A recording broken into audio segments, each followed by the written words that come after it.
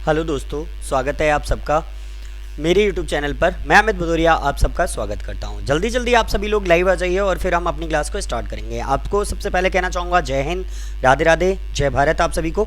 तो जल्दी से जल्दी आप सभी लोग लाइव आएँ और फिर हम अपनी क्लास को स्टार्ट करेंगे। आपको थोड़ी सी जानकारी दे दूँ कि हमने पिछले वीडियो में क्या पढ़ा था। हमने पिछले वीडियो में पढ़ा था कि डाइजेस्टिव सिस्टम जो था, डाइजेशन जो सिस्टम था वो हमने कंप्लीट किया था और उस सिस्टम को एक तंत्र पूरा क्लियर करने के बाद आज हम सेकंड तंत्र को क्लियर कर रहे हैं मानव बॉडी का, ह्यूमन बॉडी का, और उसका नाम है आपका सर्कुलेटरी सिस्टम। तो देखिए आज सर्कुलेटरी सिस्टम के अंतर्गत आप लोग क्या पढ़ेंगे, तो हम पढ़ने वाले हैं सर्कुलेटरी सिस्टम। देखिए सर्कुलेटरी सिस्टम को हम हिंदी में कहते हैं परिसंचरण तंत्र। बहुत ज़्यादा एग्जाम्स के लिए इंपॉर्टेंट होता है ये। तो परिसंचरण तंत्र, यहाँ से क्वेश्चन आपको 2 या 3 मिलते ही हैं जरूर, तो आपको ध्यान में रखना है। तो परिसंचरण तंत्र को जब हम बात करेंगे तो आपके लिए क्या इंपॉर्टेंट बनेगा, वो सारी चीज़ें आपको समझनी है। सबसे पहले तो आपसे जो क्वेश्चंस आते हैं उन सब चीज़ों को मैं क्लियर करूं, तो आप पहले इस वर्ड का मतलब बात करिए। देखिए परिसंचरण को हम 2 पार्ट में पढ़ते हैं। एक तो परि मतलब होता है हमारे चारों ओर। परि मतलब क्या होता है, चारों ओर। परि का मतलब होता है चारों ओर, ठीक है। और संचरण मतलब होता है फैलना। संचरण का मतलब क्या होता है, फैलना। संचरण का मतलब होता है चारों ओर। संचरण, परि का मतलब होता है चारों ओर और संचरण का मतलब होता है क्या, फैलना।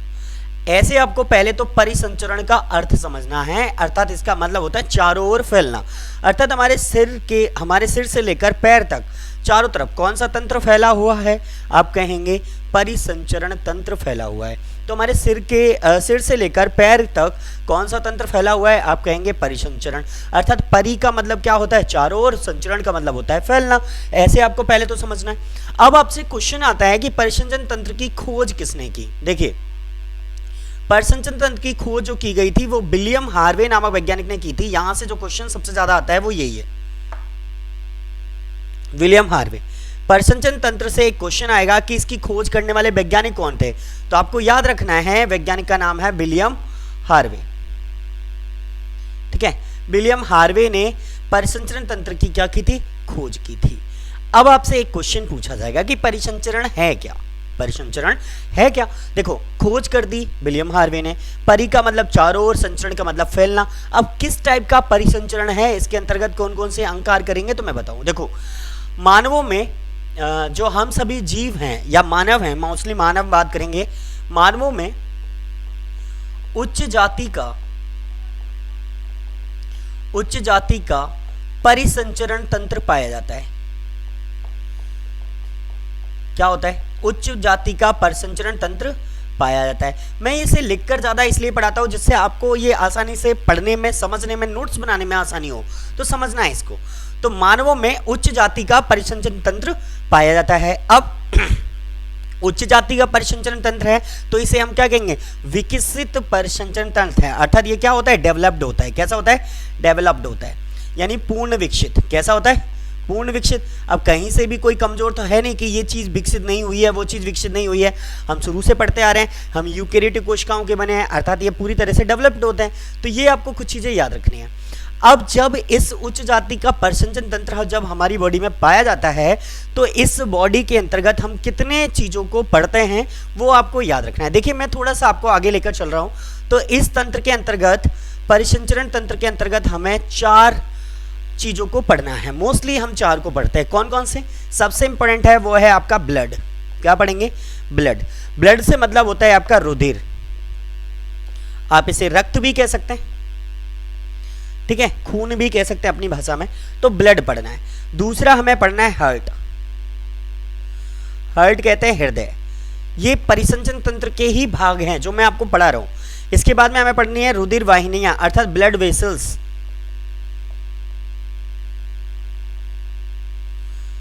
इन्हें हम कहते हैं रुधिर वाहिनियां।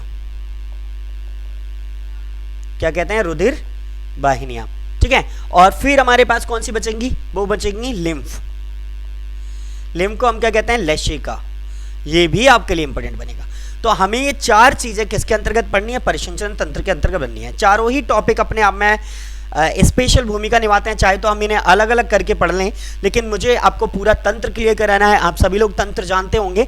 जैसे आप समझे कि तंत्र हम उसी को कहते हैं, सिस्टम हम किसे कहते हैं। अगर आपसे पूछा जाए कि सर्कुलेटरी सिस्टम का मतलब क्या है, यानी इन चारों अंगों की सम्मिलित भूमिका क्या कहलाती है, तंत्र कहलाती है। क्या कहलाती है, तंत्र कहलाती है। और वो कौन सा तंत्र बनाती हैं, तो वो सर्कुलेटरी सिस्टम बनाती हैं, अर्थात परिसंचरण तंत्र बनाती हैं।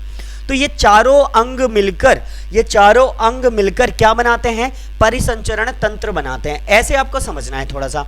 तो इनको सारी चीजें क्लियर करेंगे और इन सारी चीजों में हमें पढ़ना क्या क्या है, तो थोड़ी थोड़ी चीजें मैं यहाँ पे नोट कराता हूँ और फिर हम इसको पर डे एक टॉपिक के हिसाब से क्लियर कर लेंगे। टेंशन नहीं है, जल्दी से क्लियर करेंगे। ठीक है, देखो क्लियर करें। रुधिर में आपके लिए बहुत सिंपल सा टॉपिक है। बहुत से लोगों ने तो पढ़ा ही होता है, तो ज़्यादातर लोगों ने इसे पढ़ा रखा होता है, तो आप सबको ज़्यादातर चीज़ें मालूम होती हैं, तो कोई फ़र्क नहीं है। आप थोड़ा सा जो नहीं मालूम है उसका रिवीजन में करा रहा हूँ, थोड़े से एक्स्ट्रा पॉइंट भी मिल सकते हैं आपको, तो नोट करते चलें धीरे धीरे। ठीक है, चलिए अब देखें, हमें यहाँ से जब हम 4 पार्टों को पढ़ेंगे तो इनके अंतर्गत हम पढ़ेंगे क्या। देखो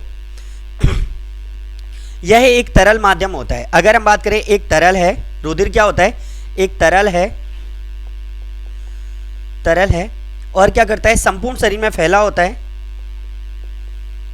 संपूर्ण शरीर में हमारे में क्या होता है, फैला होता है। तो रक्त क्या है, एक तरल है जो संपूर्ण शरीर में क्या होता है, फैला होता है। अभी इसके बारे में डिटेल में बातें सारी करेंगे अभी थोड़ी देर में। ठीक है, और पदार्थों का क्या करेगा, परिवहन करेगा हमारे शरीर में। तो वही सारी चीजें हमें पढ़नी है। अब हार्ट के अंतर्गत हम क्या क्या चीजें पढ़ेंगे उनको हम क्लियर करें। हार्ट है क्या, तो आपको पता है एक प्रकार का पंप है। एक प्रकार का क्या है, पंप है। हम अपनी भाषा में बात करें तो हृदय को क्या कर सकते हैं, एक प्रकार का पंप है, एक प्रकार का पंप है। ठीक है, अब ये पंप किस टाइप का है, क्या पंप करता है, तो रक्त को पंप करता है। आपको याद है, तो रक्त के प्रवाह के लिए आवश्यक कौन सा होगा, हृदय होगा, जो रक्त का प्रवाह करता है। क्या करता है, जो रक्त का प्रवाह करता है। ऐसे आपको थोड़े थोड़े चीजों को अभी नॉलेज बेस पे समझना है, बाद में डिटेल तो इनका पढ़ना ही है। तो जो रक्त का प्रवाह करता है, रुधिर वाहिनियों में हमारे लिए क्या इंपॉर्टेंट बनेगा, ब्लड वेसल्स आप जानते हैं, धमनियां और सिराएं पढ़ते हैं। तो ये ऐसी नलिकाएं जो शुद्ध और अशुद्ध रक्त का प्रवाह करती हैं या एक दूसरे भाग में पहुंचाती हैं, हार्ट से शरीर में और शरीर से हृदय तक। ऐसे आप याद रखना है। तो रक्त का प्रवाह संपूर्ण शरीर में करने वाली नलिकाएं, ऐसे आपको समझना है। ठीक है, तो रक्त का प्रवाह संपूर्ण शरीर में करने वाली नलिकाएं क्या कहलाती हैं, आप कह सकते हैं ब्लड वेसल्स कहलाती हैं। अब आपसे पूछे कि लिम्फ क्या है, अब आपसे पूछेगा लिम्फ क्या है, तो आप क्या कहेंगे, एक तरल माध्यम है जो रुधिर वाहिनियों तथा कोशिकाओं के बीच पदार्थों का आदान प्रदान करता है। तो लिम्फ क्या करता है, लिम्फ एक ऐसा पदार्थ है जो क्या करता है, रक्त वाहिनियों और कोशिकाओं के बीच पदार्थों का क्या करेगा, आदान प्रदान करेगा।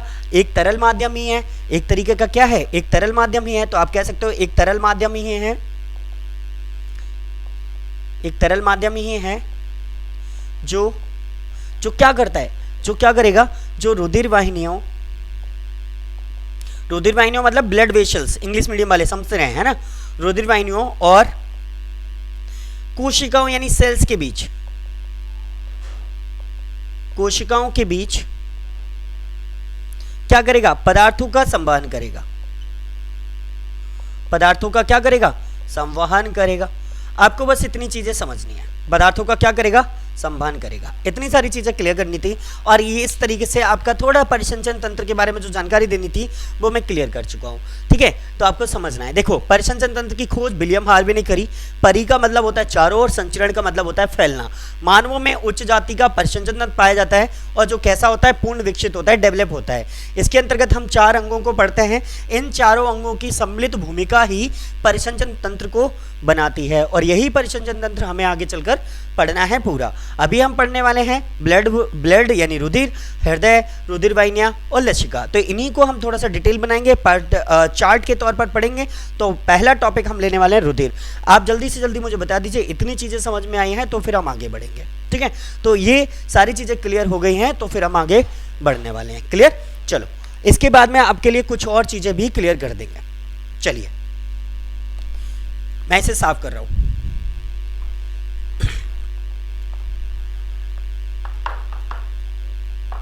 अब देखिए इसके बाद में आपके लिए क्या इंपॉर्टेंट बनेगा, वो सारे टॉपिक को हम लेते हुए चलेंगे और अब हम प्रॉपर पढ़ने वाले हैं अपने ब्लड को। किसको? ब्लड। देखिए ब्लड रेड कलर होता है, मैं रेड कलर से ही मेंशन कर देता हूँ। रक्त बहुत ज्यादा आपके लिए इंपॉर्टेंट बनेगा, रक्त या रुधिर आप समझ सकते हो, इसको इंपॉर्टेंट बनेगा, ठीक है। अब यहाँ पर कुछ चीजें आपके लिए क्या क्या चीजें इंपॉर्टेंट बनेंगी। देखो सबसे पहले रक्त से रिलेटेड जो क्वेश्चंस आते हैं पहले तो उनको कवर कराता हूँ शुरुआत में, जल्दी जल्दी जो मेन जो आपको रटे हुए क्वेश्चंस हैं उनको क्लियर करेंगे। जैसे अगर क्वेश्चन मैं पूछूं कि स्टडी ऑफ ब्लड क्या कहलाती है, कोई बता पाएगा मुझे? कमेंट्स करिए जल्दी से, देखते हैं। तो स्टडी ऑफ ब्लड क्या कहा जाता है? तो सबसे पहले हम आपको यही पढ़ाएंगे कि ब्लड की स्टडी किस में की जाती है। तो स्टडी ऑफ ब्लड, तो ये क्वेश्चन जब आएगा तो आपको याद रखना है हीमेटोलॉजी कहा जाता है। क्या कहा जाता है रक्त की स्थिति को? हीमेटोलॉजी, हीमेटोलॉजी, ठीक है। ब्लड की स्टडी को हम क्या कहते हैं? हीमेटोलॉजी कहते हैं। ये आपको याद रखना है। अगर आपसे पूछा जाए रक्त का अध्ययन किस में किया जाता है तो आप कहेंगे हीमेटोलॉजी में किया जाता है, ठीक है, हीमेटोलॉजी में किया जाता है। अब दूसरी बात हम बात करें तो रक्त क्या होता है? रक्त एक तरल संयोजी ऊतक है। कैसा ऊतक है? रक्त क्या होता है? तरल संयोजी ऊतक है। अब आपसे पूछा जाए तरल संयोजी ऊतक से मतलब क्या होता है? इसे हम कहते हैं कनेक्टिव टिश्यू। ये बहुत ज्यादा इंपॉर्टेंट है, आपको याद रखना है, कनेक्टिव टिश्यू, ठीक है। तो रक्त क्या है? तरल संयोजी ऊतक है, ये आपको याद रखना है। तो कैसा ऊतक है? टिश्यू। अगर हम बात करें कनेक्टिव टिश्यू है तो कभी कभी इंग्लिश में आ जाता है कि इनमें से रक्त कौन सा ऊतक है, तो कभी संयोजी ऊतक हिंदी में ना मिले तो फिर क्या आएगा? कनेक्टिव टिश्यू आएगा। आपको दोनों ही चीजें क्लियर करके रखनी है, ये सारी चीजें बनानी है। अब देखो अगर आपसे पूछे रक्त कैसा अंग है, अगर ऑर्गेन के तौर पर अगर आपसे पूछा जाए रक्त कैसा अंग होगा तो आप कह सकते हो ये मीसोडर्मिक अंग होगा। कैसा अंग होगा? मीसोडर्म। आप डायरेक्ट मीसोडर्मिक मत करिए, मीसोडर्म कर लीजिए, ठीक है। तो रक्त कैसा अंग होता है? मीसोडर्म अंग होता है। अगर हमसे पूछा जाए कि हमारे शरीर में रक्त कैसा अंग होता है तो मीसोडर्मिक कर सकते हो, मीसोडर्म कर सकते हो। मीसोडर्म बाहरी परत को कहते हैं, तो आप इसको मीसोडर्मिक ही लिखिए, पूरा क्लियर करेंगे। तो रक्त कैसा अंग होगा? मीसोडर्मिक ऑर्गेन होगा, ऐसे करके क्लियर करेंगे। अब आपसे पूछा जाए कि हमारी बॉडी में रक्त बनता कहाँ है, क्लियर करें कि रक्त बनता कहाँ है। तो सबसे पहले हम बात करेंगे कि जो ब्लड है वो मेड कहाँ होता है। तो ब्लड मेड भाई कहाँ होता है? बोन मैरो में, बोन मैरो में। अब रक्त कहाँ बनता है? अगर आपसे पूछा जाए रक्त कहाँ बनता है तो रक्त कहाँ बनता है? अस्थि मज्जा में बनता है। बोन मैरो को हम क्या कहते हैं? अस्थि मज्जा में कहते हैं। तो रक्त हमारा बनता कहाँ है? अस्थि मज्जा में बनता है, बोन मैरो में बनता है। बोन मैरो क्या होती है उनको समझ लीजिए। देखिए बोन मैरो हमारी ऐसे हड्डी होती हैं, इस टाइप की ये हड्डियाँ होती हैं, ये हड्डियां होती हैं और इनकी ये खांच में भरा होता है। इनकी ये ऐसी ऐसी खांच होती है, जिनकी खांचें होती हैं, इसमें ये भरा होता है, इसे हम बोन मैरो कहते हैं। तो आपको ये याद रखना है कि हड्डियों के बीच में पाया जाने वाला ये वाला जो हिस्सा होता है इसको हम क्या कहते हैं? इसको हम क्या कहते हैं? बोन मैरो कहते हैं। क्या कहते हैं? बोन मैरो कहते हैं। इतनी चीज़ें आपको याद रखनी है कि हमारी जो हड्डियाँ हैं उसके बीच में इस टाइप का जो भरा होता है इसे हम उसका क्या कहते हैं? बोन मैरो कहते हैं। ऐसे आपको समझ लेना है उस चीज़ को, क्लियर। चलिए यहाँ पे मैं हिंदी में लिख देता हूँ रक्त का निर्माण। तो रक्त का निर्माण किससे होता है? बोन मैरो से होता है, अर्थात अस्थि मज्जा से होता है। ऐसे आपको क्लियर करना है। थोड़ा बोर्ड पर देखते चलें, आपको दिख रहा है कि नहीं, एक बार देख लें। बिल्कुल क्लियर दिख रहा है, ठीक है। तो अस्थि मज्जा, रक्त का निर्माण blood made by bone marrow, अस्थि मज्जा से निर्माण होता है ब्लड का। ये सारी चीजें आपको क्लियर करनी है। अब आपसे एक क्वेश्चन और आएगा, क्या आएगा कि रक्त की जो मापन है, जो ब्लड का हम माप करते हैं पूरी बॉडी में कि हमारी बॉडी में कितना रक्त पाया जाता है, पहले तो हम इसको क्लियर करें फिर मैं क्लियर करता हूँ। तो देखो एक चीज और पढ़ लिए, अगर आपसे पूछा जाए हमारे शरीर में कुल रक्त का प्रतिशत कितना होता है, तो मैं बात करूं हमारे शरीर में जो रक्त होता है वो शरीर के भार का लगभग 7%। कितना? 7%। याद रखेंगे हमारे शरीर का केवल 7% शरीर में क्या पाया जाता है? ब्लड पाया जाता है। तो कुल भार का लगभग कितने प्रतिशत रक्त पाया जाता है? 7%। तो हमारे शरीर में कुल भार का लगभग 7% क्या पाया जाता है? रक्त पाया जाता है। क्या पाया जाता है? रक्त।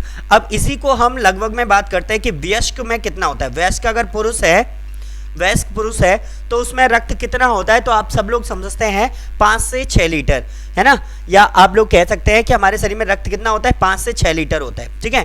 तो पुरुषों में कितना होता है, 5 से 6 लीटर होता है। और यही चीज अगर महिलाओं में आ जाए, यही चीज अगर किस में आ जाए, महिलाओं में आ जाए, तो महिलाओं में रक्त का मान कितना होता है, रक्त कितना होता है, 4 से 5% होता है। कितना होता है, 4 से 5 लीटर होता है, 4 से 5 लीटर, ठीक है, या 5.5 हम बात कर सकते हैं कहीं ना कहीं। तो 4 से 5 लीटर के आसपास लगभग में महिलाओं में क्या होता है, ये ब्लड पाया जाता है। तो शरीर के बाहर का लगभग कितने परसेंट, 7%, ठीक है। ये चीजें पहले तो आपको याद रखनी है।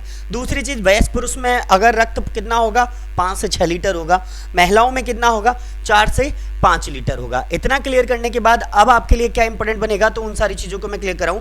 तो उसके बाद में अब आपसे पूछा जाएगा कि हमारे शरीर में रक्त का माप किससे किया जाता है, या रक्त का मापन कैसे किया जाता है। तो आप लिखेंगे हमारे शरीर में रक्त का मापन जो किया जाता है, यानी ब्लड मेजरमेंट किससे किया जाता है। मैं इंग्लिश में लिख देता हूं, ब्लड मेजरमेंट। आप लिख सकते हो रक्त का मापन। अगर हमारे शरीर में आपसे पूछा जाए रक्त का मापन किसके द्वारा किया जाता है, तो आप क्या कहेंगे, तो आप कहेंगे हीमोसाइटोमीटर के द्वारा। किसके द्वारा, हीमोसाइटोमीटर के द्वारा।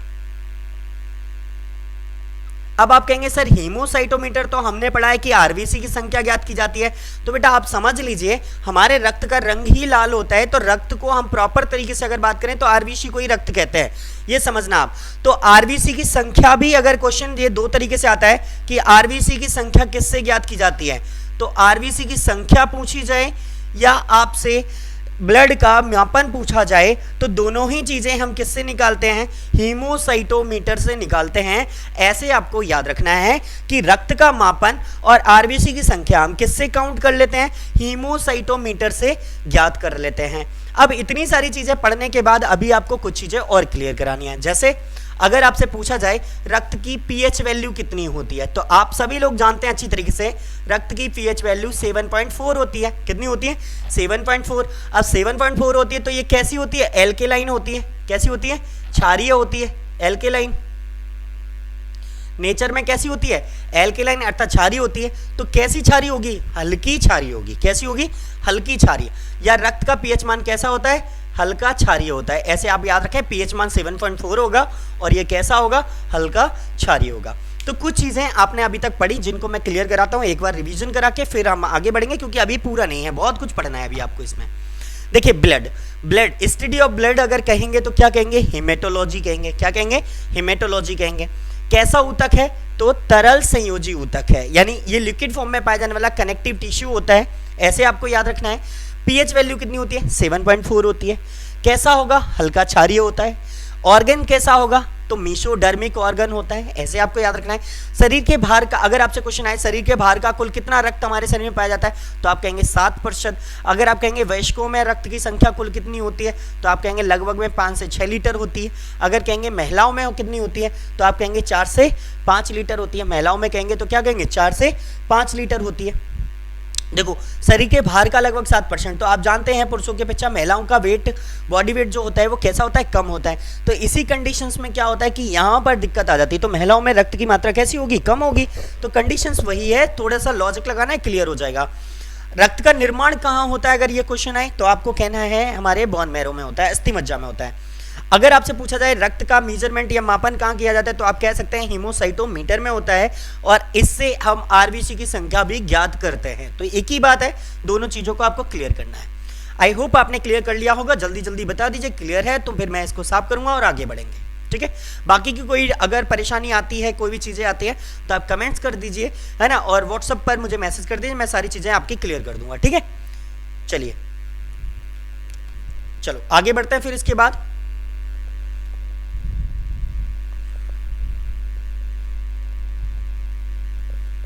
अब आपके लिए क्या इंपॉर्टेंट बनेगा, वो सारी चीजें देखनी है आपको।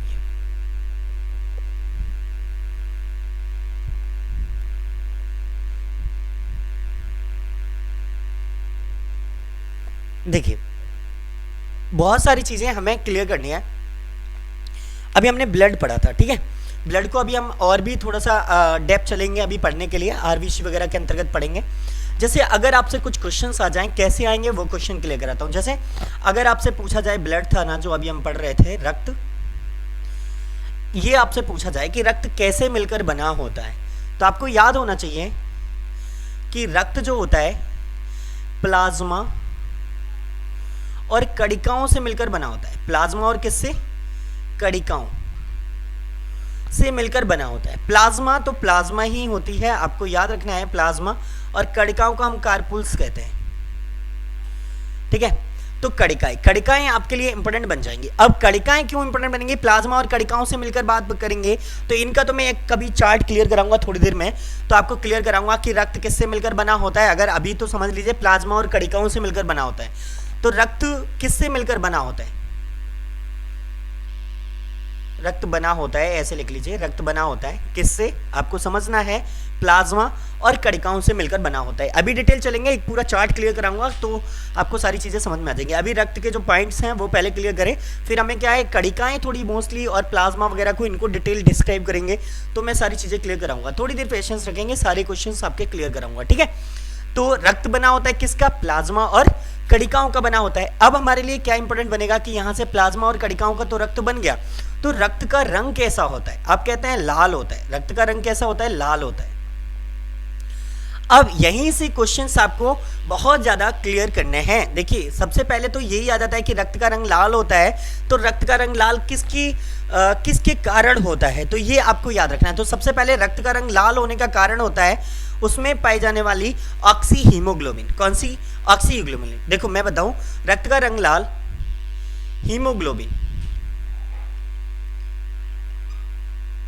हीमोग्लोबिन प्रोटीन के कारण होता है। रक्त का रंग लाल किसके कारण होता है? हीमोग्लोबिन प्रोटीन के कारण होता है। यही हीमोग्लोबिन प्रोटीन क्या करती है? रक्त की ऑक्सीजन के साथ में, ब्लड में जो ऑक्सीजन गोली होती है उससे क्रिया करती है और ऑक्सी हीमोग्लोबिन नामक एक वर्णक बनाती है। क्या बनाती है? ऑक्सी हीमोग्लोबिन नामक एक वर्णक बनाती है। तो अगर आपको स्पेशली में पूछा जाए कि रक्त का रंग कैसे लाल होता है, तो आप कह सकते हैं हीमोग्लोबिन के कारण। लेकिन अगर स्पेशली में हीमोग्लोबिन को हम दो पार्ट्स में तोड़ते हैं तो आप समझेंगे। देखो मैं यहाँ पे समझाने के लिए आपको बता रहा हूँ, आप समझ लें एक बार अच्छी तरह से। हीमोग्लोबिन, ठीक है, हीमग्लोबिन ऐसे करके आपके लिए आता है। हीमग्लोबिन दो वर्डों से मिलकर बना, हीम प्लस ग्लोबिन। अगर आपसे ये सब चीजें अलग अलग करके पूछी जाए, हीमोग्लोबिन एक बार में ना आए कि रक्त का रंग लाल किसके कारण हो सकता है, तो आप कह सकते हो केवल हीम के कारण होता है। किसके कारण होता है? हीम के कारण। तो ये भी आपको याद रखना है। और ग्लोबिन इसमें क्या होती है? प्रोटीन। हीम क्या हो जाएगा? वर्णक।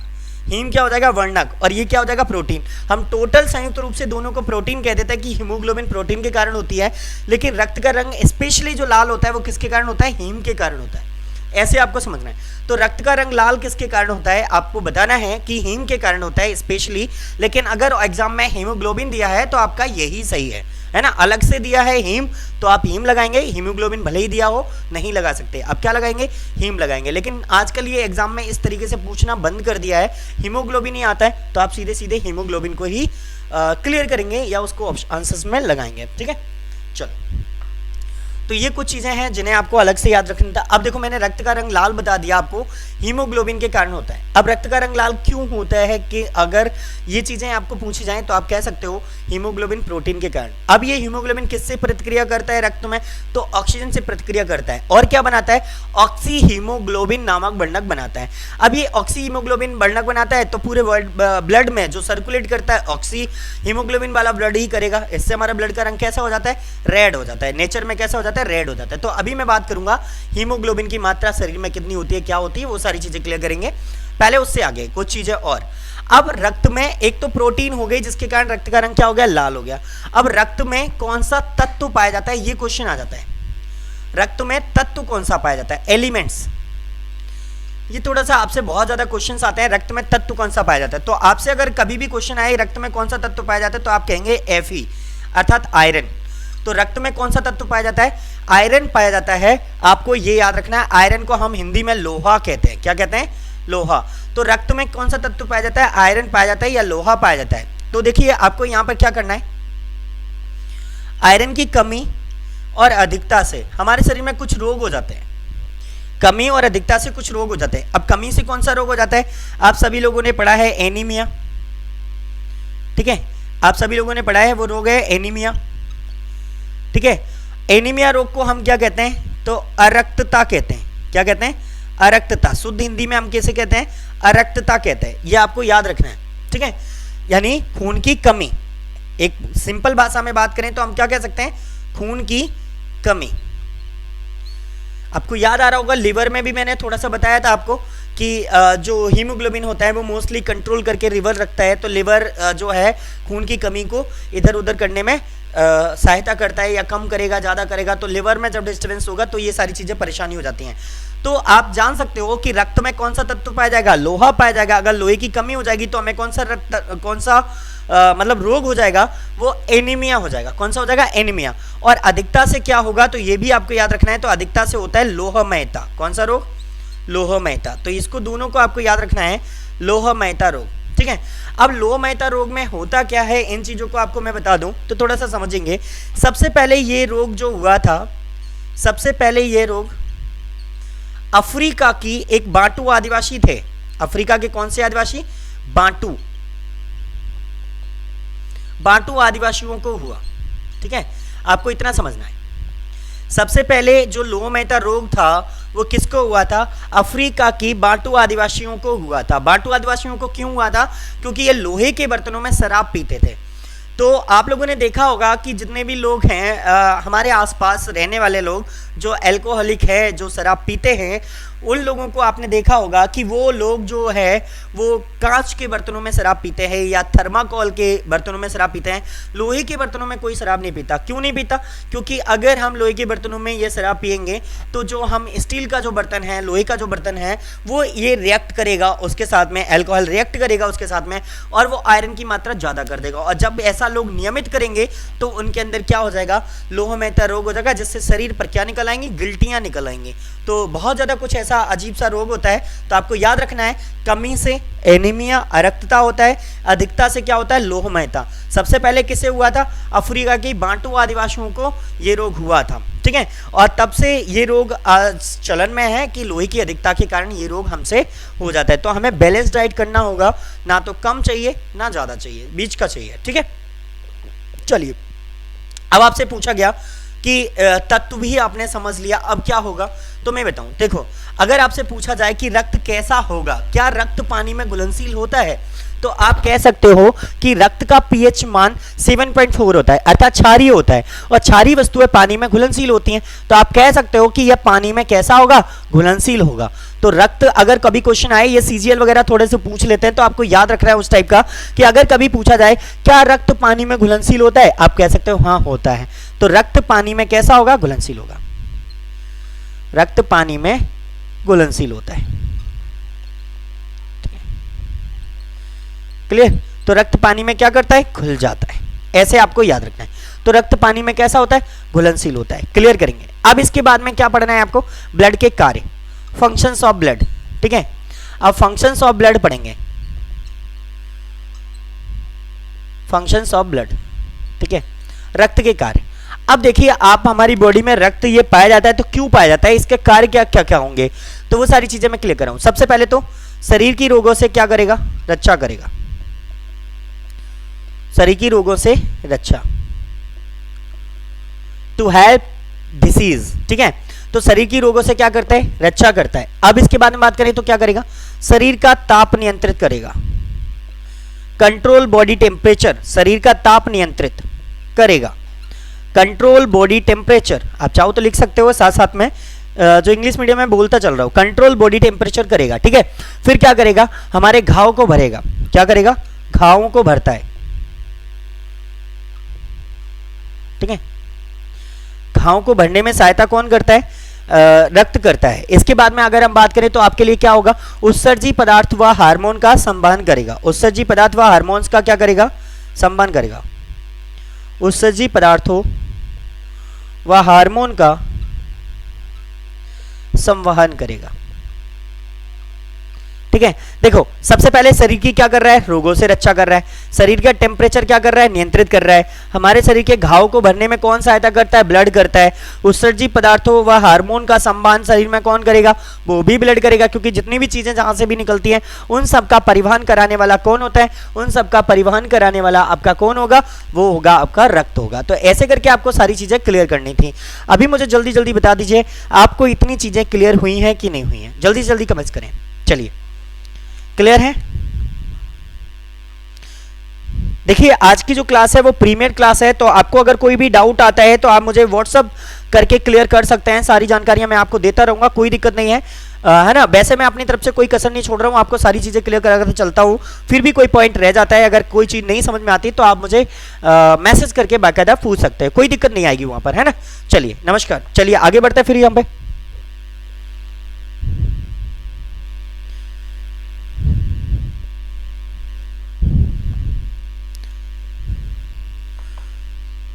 चलिए अभी यहां से आगे बढ़ेंगे और आपके लिए क्या होगा इंपॉर्टेंट, तो वो सारी चीजें मैं क्लियर करूंगा, ठीक है।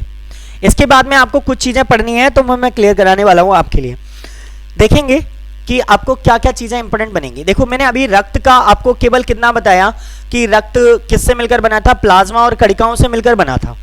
तो रक्त, अगर हम ब्लड की बात कर रहे थे परिसंचरण तंत्र के अंतर्गत रुधिर की, तो आपको क्या क्या चीजें पढ़नी है अभी मैं उसको थोड़ा सा डेप्थ लेकर चल रहा हूं आपके लिए, ठीक है। देखो सबसे पहले अगर हम बात करें, रक्त का पीएच मान आपने पढ़ लिया, मैंने 7.4 फिक्स पढ़ा दिया। लेकिन अगर कभी आपसे पूछा जाए कि रक्त का पीएच मान होता कितना है वास्तविक में, तो 3.5 7.35 से 7.45 के बीच होता है, ठीक है। तो पीएच वैल्यू अगर फिक्स में से के बीच में आए तो कितनी होगी, 7.35 से 7.45, अर्थात ये भी कैसा होगा, क्षारीय होगा। आप सब लोग जानते हैं क्षारीय, ठीक है। तो ये तो आपको याद के ही रखना है। अब जो रक्त था वो मैंने बताया था आपको दो चीजों से मिलकर बना होता है आपका। एक को तो हम कहते हैं प्लाज्मा, क्या कहते हैं, प्लाज्मा, ठीक है, प्लाज्मा। और एक को कहते हैं हम कणिकाएं या कार्पुलस, ठीक है। एक को हम कहते हैं कार्पल्स, क्लियर। तो जब हम यहां पे बात करें प्लाज्मा और कार्पल्स या कणिकाएं, ठीक है, इसे हम क्या कहते हैं, प्लाज्मा। अब देखो आपको क्या क्या चीजें क्लियर करनी है यहां से। सबसे पहले तो हम बात करेंगे कि रक्त प्लाज्मा और कणिकाओं से मिलकर बना होता है। तो प्लाज्मा क्या है, पहले तो आपको यह समझना है प्लाज्मा क्या है। देखिए प्लाज्मा का जो रंग है ये कैसा होता है। सबसे पहले तो आपको कलर याद रखना है, क्योंकि कई बार एग्जाम्स में आता है, तो इसको आपको याद रखना है। इसका जो रंग होता है वो हल्का पीला होता है। कैसा होता है, हल्का पीला, ठीक है, यानी येलो कलर का होता है, हल्का पीला होता है, यानी येलो कलर से आप बात कर सकते हैं। तो ये तरल है, पहले तो तरल ही है मोस्टली, आप तो जानते ही हैं कि रक्त तरल है तो प्लाज्मा भी तरल ही होगा। हल्का पीला होता है, ये आपको याद रखना है। इसकी जो मात्रा होती है रक्त में कितनी होती है, प्रतिशत मात्रा, अगर आपसे पूछा जाए कि इसकी रक्त में प्रतिशत मात्रा कितनी होती है, प्रतिशत मात्रा किसमें, रक्त में, तो रक्त में इसकी प्रतिशत मात्रा जो है वो आप जानेंगे 55 से 60% होता है। कितना होता है, 55 से 60% होता है। आज के डेट में 55 बिल्कुल करेक्ट आंसर होगा। अगर आपको 55-60 दोनों दिए हैं तो हम क्या लगाएंगे, 55 लगाएंगे, ठीक है। तो इसकी जो रक्त में प्रतिशत मात्रा होती है वो कितनी होती है, 55 से 60 होती है, ये आपको याद रखना है। अब इस प्लाज्मा में पानी का कितना प्रतिशत पाया जाता है ये आपको याद रखना है। देखो रक्त का कुल प्रतिशत मात्रा में अगर हम बात करें तो ये कितने प्रतिशत है, 55 से 60% है।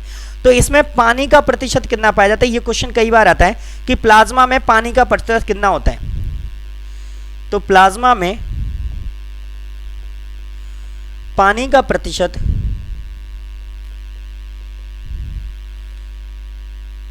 90 से 92% होता है। कितना होता है, 90 से 92% होता है, इतना आपको याद रखना है। देखिए ये जो प्लाज्मा है ये औसतन किससे मिलकर बना होता है, पानी से मिलकर बना होता है, बहुत ज्यादा मात्रा में।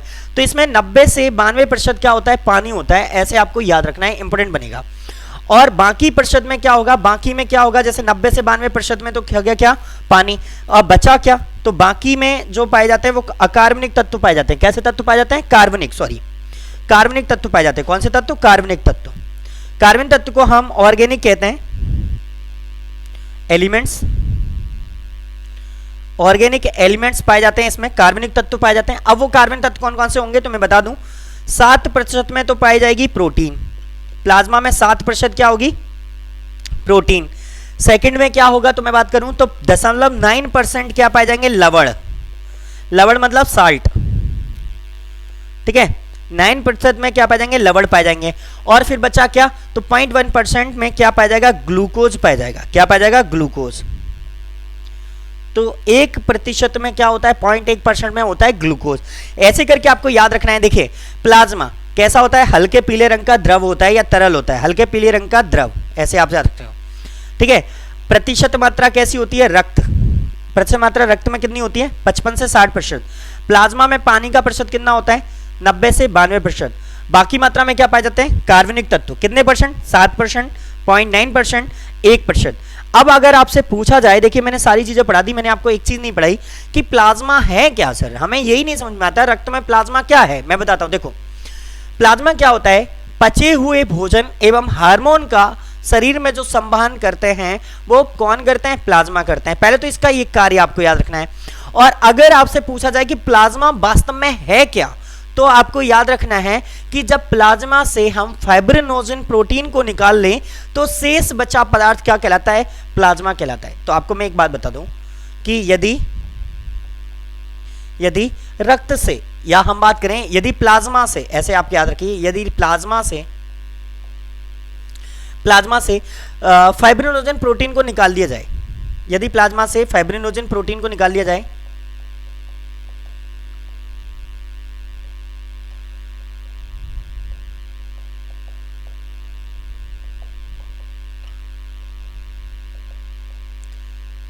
तो शेष बचे पदार्थ को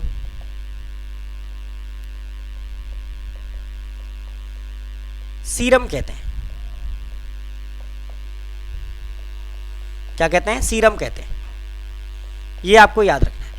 यदि मान के चलिए प्लाज्मा से फाइब्रिनोजन प्रोटीन को हम निकाल दें तो शेष बचा पदार्थ क्या कहलाता है, आपका सीरम कहलाता है। सीरम मतलब वो वाला पार्ट, जैसे आपने कभी छिले होंगे, एक्सीडेंट वगैरह हुआ होगा थोड़ा सा, तो हमारे ऊपर से एक चिपचिपा द्रव निकलता है, पानी जैसा, खून नहीं निकलता लेकिन द्रव जैसा निकलता है, उसी को हम क्या कहते हैं, सीरम कहते हैं। और वही हमारा क्या होता है, प्लाज्मा होता है। क्या होता है, प्लाज्मा होता है। अगर हम यहाँ पे बात करें कि प्लाज्मा का कार्य क्या है, फंक्शंस क्या है, तो अगर आपसे ये चीजें पूछी जाए कि प्लाज्मा क्या कार्य करता है बॉडी में, तो उसको भी समझ लें।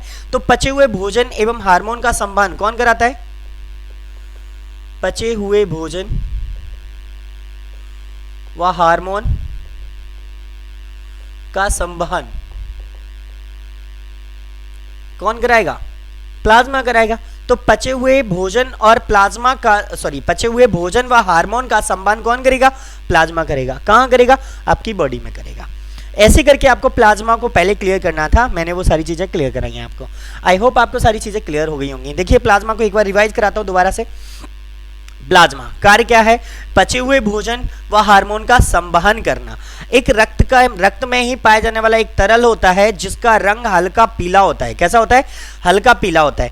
इसकी प्रतिशत मात्रा कुल रक्त का कितने प्रतिशत होती है, 55 से 60% होती है। अब इसमें पानी का प्रतिशत कितना होता है, 90 से 92% होता है। अन्य मात्रा में क्या पाए जाते हैं, तो आपको याद रखना है कि 7% तो प्रोटीन होती है इसमें, 0.9% क्या होते हैं, लवण होते हैं, और 0.1% क्या होता है, ग्लूकोज होता है। 0.1% क्या होता है, ग्लूकोज होता है। ऐसे चीजें आपको क्लियर करनी थी। अगर आपसे पूछा जाए कि यदि हम प्लाज्मा से फाइब्रिनोजन प्रोटीन को निकाल लें तो शेष बचा पदार्थ क्या कहलाएगा, तब आपको कहना है कि शेष बचा पदार्थ कहलाता है सीरम। क्या कहलाता है, सीरम। ऐसे करके क्लियर करेंगे हम इन चीजों को। अब इसके बाद में आपके लिए क्या इंपॉर्टेंट बनेगा, वो बनेंगे कार्पल्स। क्या बनेंगे, कार्पल्स। अब हम कार्पल्स की बात करें तो आपके लिए क्या क्या चीजें इंपॉर्टेंट बनेंगी, तो उनको देखिए। देखिए कार्पल्स जो होती हैं वो 3 प्रकार की होती है। एक होती है आपकी आरबीसीज, एक होती है आपकी डब्ल्यूबीसीज, और एक होती हैं आपकी ब्लड प्लेटलेट्स। इन तीनों को मैं अलग से कराऊंगा, लेकिन अभी आपको थोड़ा सा समझना है, एक चार्ट को क्लियर करना है, क्योंकि यहां पे मैं प्लाज्मा पढ़ा चुका हूं कि आगे अभी हम इन तीनों के बारे में पढ़ेंगे। तो देखिए आरबीसी में अगर हम बात करें तो एक को कहते हैं आरबीसी, एक को कहते हैं डब्ल्यूबीसी, एक को कहते हैं ब्लड प्लेटलेट्स। हिंदी में बात करें तो इसे कहते हैं लाल रक्त कणिकाएं।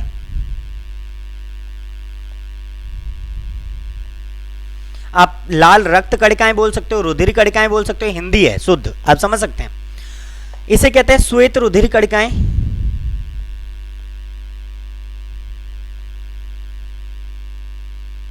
श्वेत रुधिर कणिकाएं, ठीक है।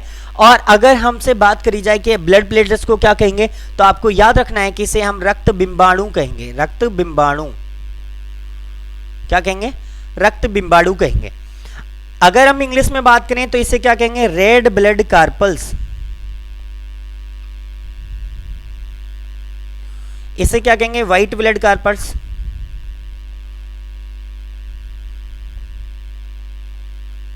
इसे क्या कहेंगे? आपको ब्लड प्लेटलेट्स कहते ही हैं, तो आपको याद रखना है। तो ऐसे करके कुछ चीजें आपको याद रखनी है जिससे आपके लिए इंपॉर्टेंट बनेगा। अब देखिए आरबीसीज के बारे में हमें थोड़ा सा अलग से पढ़ना है। इन सारी चीजों को मैं क्लियर कराऊंगा, अभी सारी चीजों के अलग अलग नाम भी क्लियर करेंगे, लेकिन यहां पर अभी आपको एक चार्ट क्लियर करके चलना है। अगर हम यहाँ पे बात करें कि डब्ल्यूबीसी 2 प्रकार की होती है, कैसी होती है? डब्ल्यूबीसी 2 प्रकार की होती है। डब्ल्यूबीसी 2 प्रकार की कैसे कैसे होती है, तो मैं बात करूं, एक को हम कहते हैं कणिकामय और एक को कहते हैं अकणिकामय। तो एक को हम क्या कहते हैं? कणिकामय, और एक को कहते हैं अकणिकामय। डब्ल्यूबीसी हमारी 2 प्रकार की होती है, ठीक है, अकणिकामय, ठीक है। तो इनको आपको याद करना है। एक को कहते हैं अरेस सेनुलाइट्स, मोस्टली अगर हम बात करें जिनमें कण नहीं होते, यानी कण होते हैं, और एक में जिनमें कण नहीं होते। ये आपको सही दिख नहीं रहा होगा, मैं इसको क्लियर करता हूं। अकणिकामय, ठीक है, ये आपको क्लियर करना है। अब देखें यहां पर आपके लिए क्या इंपॉर्टेंट बनेगा, नीचे दिख रहा है सबको क्लियर, ठीक है। कणिकामय, कणिकामय जो होती हैं वो कितने प्रकार की होती हैं? वो आपकी होती हैं 3 प्रकार की। कितने प्रकार की? 3 प्रकार की। इन तीनों में अगर हम बात करें तो कौन कौन सी होंगी? एक होंगी इओसिनोफिल्स, इओसिनोफिल्स, ठीक है। दूसरी होंगी आपकी बेसोफिल्स, वेसोफिल्स, और तीसरी जो होंगी आपकी वो होंगी न्यूट्रोफिल्स।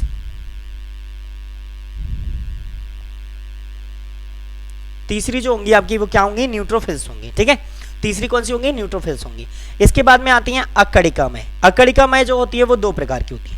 अकणिकामय कितने प्रकार की होती है? 2 प्रकार की। 2 प्रकार में कौन सी होती है? एक होती है लिम्फोसाइट, एक होती है मोनोसाइट। एक होती है लिम्फोसाइट, एक होती है मोनोसाइट। अब एक कौन सी होती है? मोनोसाइट, ठीक है। सभी के नाम इंग्लिश में अभी मैं क्लियर कराऊंगा जब डब्ल्यूबीसी पढ़ाएंगे, तो बाकी का वही सब हिंदी लिख दिया मैंने, उसको आप इंग्लिश कन्वर्ट कर सकते हो। इओसिनोफिल्स लिखना है, बेसोफिल्स लिखना है, न्यूट्रोफिल्स लिखना है, लिम्फोसाइट और मोनोसाइट लिखना है, तो ऐसे करके क्लियर करेंगे। तो डब्ल्यूबीसी हमारी कितने प्रकार की होती है? 2 प्रकार की, कणिकामय, अकणिकामय। इओसिनोफिल्स, बेसोफिल्स और न्यूट्रोफिल्स ये कणिकामय होती हैं। अकणिकामय जो होती हैं लिम्फोसाइट, मोनोसाइट होती हैं। ऐसे करके हमें क्लियर करना है, ठीक है। इन सभी चीज़ों को मैं अभी क्लियर कराऊंगा। तो अभी बताइए मुझे, ये सारी चीज़ें क्लियर है, ये चार्ट क्लियर है, तो फिर हम आगे बढ़ने वाले हैं और अब हम पढ़ेंगे स्पेशली आरबीसीज को। तो बताएंगे जल्दी से, चलिए फिर मैं क्लियर करने वाला हूं, ठीक है। देखिए तो मैं आपको एक चीज़, ये सारी चीज़ें क्लियर हुई हैं। यहाँ पर एक चीज़ और क्लियर कर दूँ, थोड़ा सा प्लाज्मा से रिलेटेड आपको एक चीज़ समझानी है बेटा, समझिए। देखिए अगर आपसे कभी कोई क्वेश्चन आ जाए, एक क्वेश्चन छूट गया है उसे मैं क्लियर कर देता हूँ कि प्लाज्मा में जो प्रोटीन होती है तो कौन कौन सी प्रोटीन पाई जाती है प्लाज्मा में। अगर ये क्वेश्चन आ जाए तो आपको तीनों चीज़ें क्लियर करनी है, प्लाज्मा में कौन कौन सी प्रोटीन पाई जाती है। देखिए कौन कौन सी प्रोटीन पाई जाती है प्लाज्मा में, तो पहले तो आपको याद रखना है फाइब्रिनोजन। एक तो फाइब्रिनोजन प्रोटीन पाई जाती है प्लाज्मा में, बनती लिवर में है लेकिन पाई कहां जाती है? प्रोटीन, ये कहां पाई जाती है? प्लाज्मा में। ऐसे करके आपको याद रखना है फाइब्रिनोजन। इसके बाद में आपके लिए याद आएगा तो यहां पर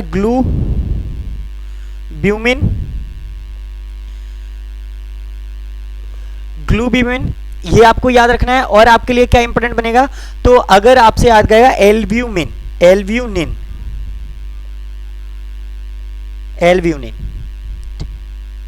तो आपको 3 प्रकार के प्रोटीन याद रखना है, ग्लूबिमिन, एल्ब्यूमिन और फाइब्रिनोजन। तीनों कहां पाई जाती हैं? ये तीनों ही प्लाज्मा पाई जाती हैं। अभी कुछ समय पहले एग्जाम्स में कुछ पूछे गए हैं इसलिए याद आ गया तो बता दिया आपको।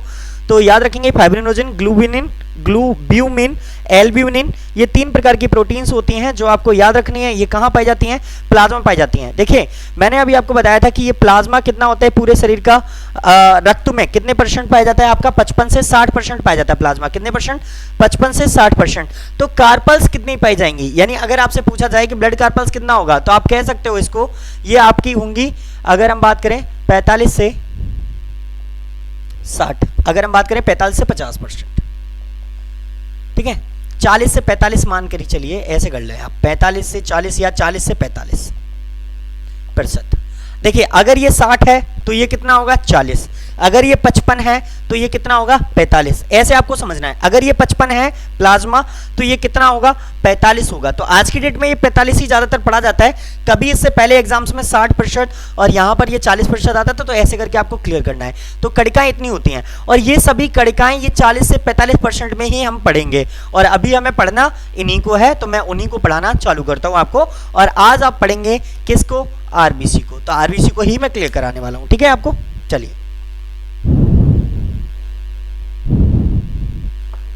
अभी आप आरबीसी पढ़ेंगे।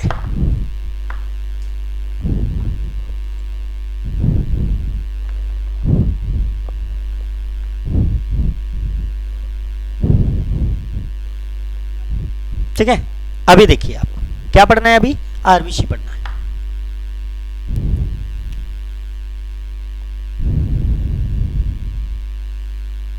आरबीसी आप कहेंगे लाल रक्त कणिकाएं।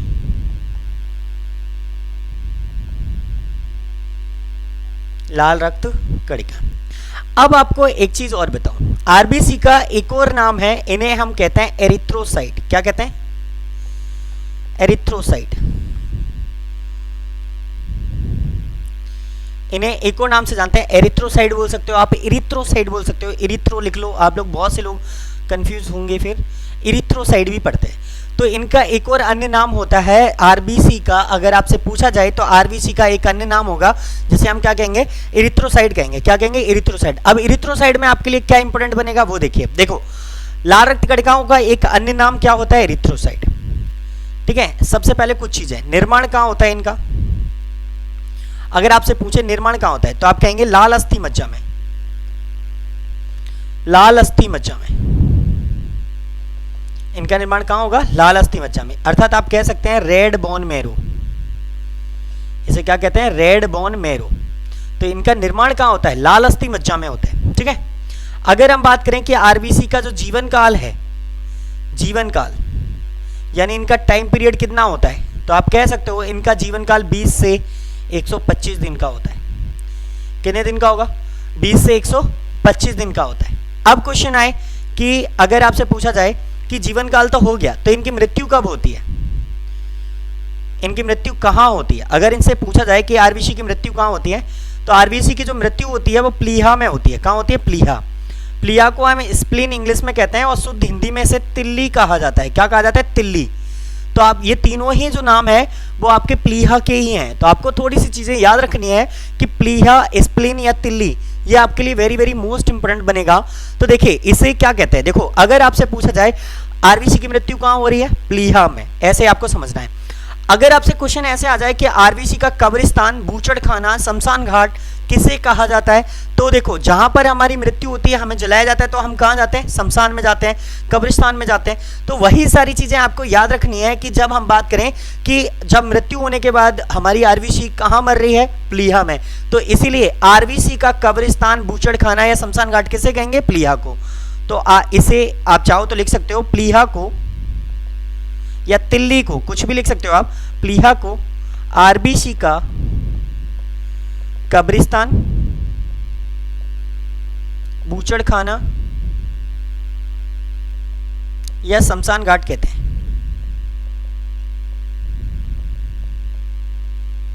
ठीक है, तो ये सभी एक ही नाम है आरबीसी का। अगर आपसे एक और चीज पूछी जाए कि हमारे शरीर का ब्लड बैंक किसे कहा जाता है, तो आपको याद रखना है। देखिए हमारे शरीर में कई सारी चीजें होंगी जिनको आपको याद रखना है, कई सारी चीजें। तो बहुत सारी चीजें आपसे क्लियर करेंगे कि हमारे शरीर का ब्लड बैंक भी हम किसे कहते हैं? प्लीहा को कहते हैं। तो शरीर का ब्लड बैंक भी किसे कहा जाता है? मानव शरीर का ब्लड बैंक किसे कहा जाता है? प्लीहा को। ठीक है, तो ब्लड बैंक किसे कहा जाता है? अगर आपसे कहा जाए ब्लड बैंक ऑफ ब्लड तो किसे कहा जाएगा? प्लीहा को कहा जाएगा। ऐसे करके आपको कुछ चीजें क्लियर करनी है। अब देखें नाम क्या हो गया इसका, नया दूसरा नाम क्या हो गया? तो आप कहेंगे एरिथ्रोसाइट। निर्माण कहाँ हुआ? रेड अस्थि मज्जा में हुआ, लाल अस्थि मज्जा में हुआ, बोन मेरो बोल सकते हो आप लोग। जीवन काल कितना होता है? 20 से 120 दिन होता है। 20 से 120 दिन में इनकी मृत्यु हो जाती है। मृत्यु होने के बाद कहाँ छानी जाती है? प्लीहा में। अब मृत्यु होने के बाद एक अंग है जो इनको निकालने या छानने का कार्य करता है, वो कौन सा है? आपका प्लीहा है। तो ऐसे करके आपको क्लियर करना है। अब यहाँ से आपके लिए और क्या क्या चीजें इंपॉर्टेंट बनेंगी तो मैं क्लियर करूँ। देखो आरबीसी जो है ये सभी जितने भी स्तनधारी होते हैं, जितने भी मेमल्स होते हैं, सभी स्तनधारियों की आरबीसी में, स्तनधारी मतलब मेमल्स, सभी स्तनधारी की आरबीसी में केंद्रक नहीं होता। क्या नहीं होता? केंद्रक नहीं होता। केंद्रक मतलब न्यूक्लियस नहीं होता, नहीं होता। जब केंद्रक नहीं होता तो क्या होगा? सभी स्तनधारियों की आरबीसी में क्या नहीं होता? केंद्रक नहीं होता। अब आरबीसी में केंद्रक नहीं होता, लेकिन ये फिर भी कैसी हैं? यूकैरियोटिक सेल्स ही होती हैं, डेवलप्ड होती हैं, सब कुछ होता है, लेकिन इनकी आरबीसी में केंद्रक नहीं होता। तो कुछ अपवाद भी हैं जिनमें पाए जाते हैं, एक्सेप्शंस हैं कुछ, और वो एक्सेप्शंस हैं आपके दो। एक है ऊंट और दूसरा है आपका लामा। एक है आपका ऊंट और दूसरा है आपका लामा। ये दोनों अपवाद हैं जिनकी आरबीसी में क्या पाया जाता है? इनकी आरबीसी में केंद्रक पाया जाता है। देखो अगर आप नहीं जानते कि स्तनधारी किन्हें कहते हैं तो मैं आपको बता दूं, जो दूध देने वाले जानवर होते हैं, जो अपने बच्चों को दूध पिलाते हैं, उन्हें हम स्तनधारी कहते हैं। और ये स्तनधारी जो वर्ग है इसमें क्या होता है? इनकी आरबीसी में केंद्रक नहीं होते। हम सबकी आरबीसी में केंद्रक नहीं है, लेकिन दो जानवर ऐसे हैं जैसे ऊंट और लामा। लामा एक भेड़ की प्रजाति होती है। आप यूट्यूब पर सर्च करके देख, यूट्यूब के कह रहा हूँ, गूगल सर्च करके उसकी इमेजेस देख सकते हो।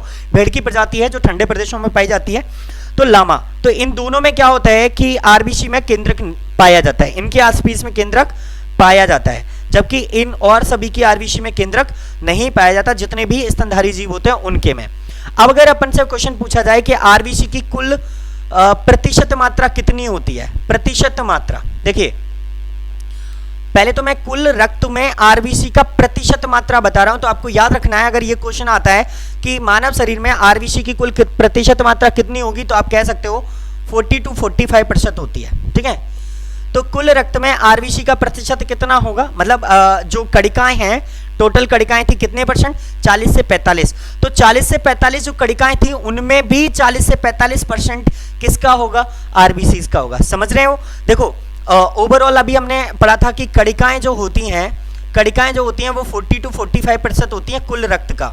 अब कणिकाओं की कुल संख्या 40 to 45 है।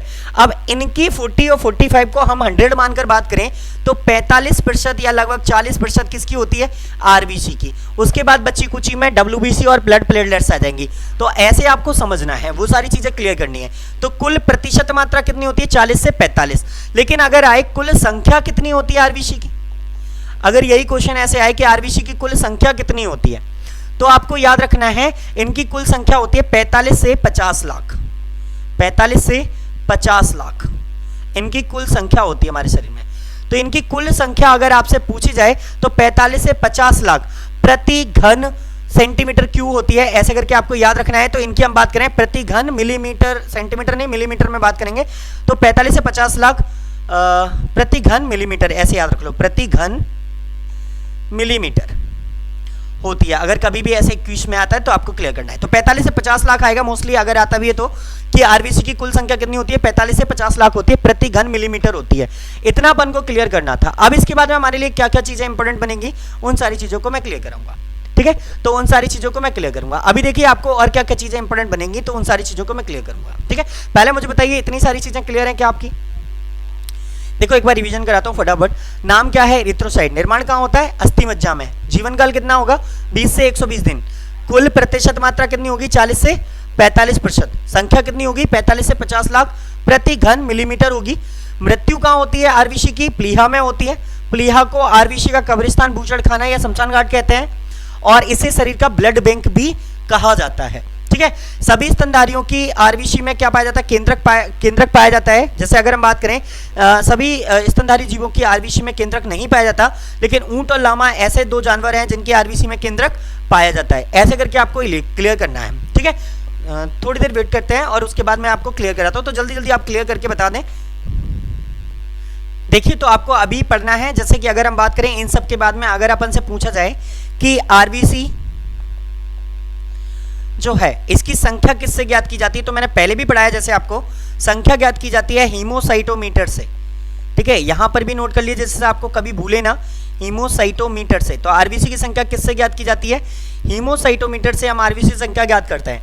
अब एक क्वेश्चन और आता है, अगर हम पहाड़ चढ़ते हैं, अगर पहाड़ चढ़ते समय या ऊंचाई पर चढ़ते समय, ऊंचाई पर आरबीसी की संख्या कितने % बढ़ जाती है, तो 30% बढ़ जाती है। आपको याद रखना है, अगर हम ऊंचाई पर चढ़ रहे हैं, चाहे वो पहाड़ पर हो, है ना, या कहीं और ऊंचे स्थान पर जा रहे हैं, किसी बिल्डिंग पर चढ़ रहे हैं या कहीं पर भी चढ़ रहे हैं, तो आरबीसी संख्या कितने % बढ़ जाएगी, 30% बढ़ जाएगी। और यदि हम सो रहे हैं, यानी सोते समय आरबीसी की जो संख्या होगी, आरबीसी की संख्या 5% घट जाती है। कितनी हो जाती है, 5% घट जाती है। ये दो क्वेश्चंस भी आपको पढ़ने हैं कि ऊंचाई पर चढ़ते समय आरबीसी की संख्या 30% बढ़ जाती है और सोते समय आरबीसी की संख्या कितने % घट जाती है, 5% घट जाती है। ऐसे आपको क्लियर करना है। अब आप लोगों ने सब कुछ पढ़ लिया, लेकिन अभी आपने एक चीज नहीं पढ़ी कि आरबीसी का कार्य क्या है। समझिए आरबीसी का कार्य क्या होगा, वो आपको समझना है, फंक्शंस ऑफ आरबीसी। तो आरबीसी का जो कार्य है, शरीर में ऑक्सीजन और कार्बन डाइऑक्साइड का परिवहन करना। तो इसका कार्य क्या है, शरीर में ऑक्सीजन और कार्बन डाइऑक्साइड CO2 का परिवहन कराना। क्या कराना, परिवहन कराना। तो शरीर में O2 और CO2 का परिवहन कौन कराता है, वो आपका आरबीसी कराता है। तो CO2 और आरबीसी का परिवहन, CO2 और O2 का परिवहन कौन कराता है, आपका आरबीसी कराता है। देखिए कैसे कराएगा, अगर O2 का परिवहन कराता है तो किस रूप में कराएगा, ऑक्सी हीमोग्लोबिन के रूप में। किसके रूप में, ऑक्सी हीमोग्लोबिन के रूप में। आपको याद रखना है, क्योंकि हीमोग्लोबिन किससे क्रिया कर जाएगा, ऑक्सीजन से क्रिया कर जाएगा। तो ऑक्सी हीमोग्लोबिन के रूप में जिस पदार्थ को ऑक्सीजन की आवश्यकता होगी, जिस अंग को ऑक्सीजन की आवश्यकता होगी, वो ऑक्सीजन फिर ब्रेक डाउन हो जाएगा हीमोग्लोबिन में और सीधे सीधे ऑक्सीजन में, ऑक्सी और हीमोग्लोबिन में कन्वर्ट हो जाएगा। तो उससे ऑक्सीजन उस अंग को वो दे आएगा। तो ऑक्सीजन का परिवहन तो इस तरीके से करेगा। अब क्या होगा, वो अंग जब क्रिया करेगा तो वो क्या छोड़ेगा, कार्बन डाइऑक्साइड छोड़ेगा। और जब कार्बन डाइऑक्साइड छोड़ेगा, तो जब कार्बन डाइऑक्साइड छोड़ेगा तो कार्बन डाइऑक्साइड को ये कहाँ छोड़ेगा, फेफड़ों तक छोड़ेगा। जाहिर है ये जो क्रियाएं होती हैं वो कहाँ होती हैं, श्वसनांगों में होती हैं।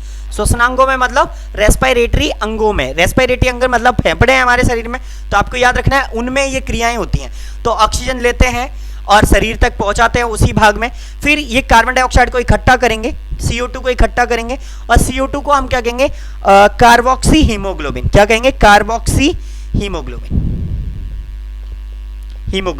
ठीक है, तो ये आपको समझना है कि अब ये कार्बोक्सी हीमोग्लोबिन को लेंगे और वापस फेफड़ों तक पहुंचाएंगे और फेफड़ों द्वारा इसे फिर बाहर निकाल दिया जाएगा। इसे शरीर के अंगों में भेज दिया जाएगा और इसे शरीर के बाहर निकाल दिया जाएगा। ऐसे कुछ संख्याओं में जो कार्य करती हैं वो कौन करती हैं, आरबीसी करती हैं। आई होप आपको सारी चीजें क्लियर हो गई होंगी, मैंने सारी चीजें क्लियर करा दी हैं। एक चीज और रह जाती है, आपको और समझना है तो बिल्कुल डिटेल ही करा देता हूँ, खत्म करते हैं फिर इसको, कि अगर आपसे पूछा जाए आरबीसी किसकी बनी होती है, मेड बाई किसकी होती है, तो इनको बनाने में क्या क्या चीजें इंपॉर्टेंट होती हैं तो उनको समझ लें। तो देखो ये प्रोटीन, आयरन, विटामिन, देखो किस किस की बनी होती हैं, बनी किसकी होती हैं। अगर मैं ये बात करूं कि ये किसकी बनी होती है तो आप कह सकते हो प्रोटीन, आयरन,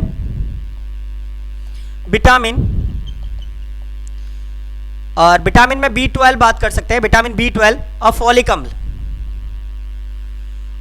अम्ल ऐसे बनी होती है। तो ये आरबीसी किसकी बनी होती है, अगर कभी क्वेश्चन आ जाए तो आप कह सकते हो प्रोटीन, आयरन, विटामिन B12 और फॉलिक अम्ल की बनी होती हैं। इतनी सारी चीजें क्लियर करने के बाद ये आपका हो जाता है कंप्लीट। आज के लिए इतना ही रखेंगे क्लास को और इसके बाद फिर हम बात करेंगे कल के लिए। ठीक है, तो आप लोग क्या करिए, अगर आपको क्लास पसंद आई है, कोई भी डाउट्स हैं तो आप मुझे कमेंट्स करके पूछ लीजिए, बाद में मैं आपको सारे कमेंट्स क्लियर करा दूंगा। अभी आप लोगों को क्या करना है कि अभी आप लोगों को बताना है कि क्लास आपको कैसी लगी। अगर अच्छी लगी है, अगर पसंद आई है तो प्लीज़ इसे लाइक, शेयर और सब्सक्राइब जरूर करिए। ठीक है, और आप लोग अपने रिव्यू जरूर दें, मुझे ज़रूर बता दें कि आपको क्लास कैसी आ रही है, पसंद आ रही है कि नहीं आ रही है। तो वो चीज़ें आप मुझे जल्दी से जल्दी बताते रहें। वैसे आई होप मैंने पूरी कोशिश करी है कि आपको सारी चीज़ें समझाने की। चलिए, जय हिंद, राधे राधे, जय भारत, नमस्कार आप सभी।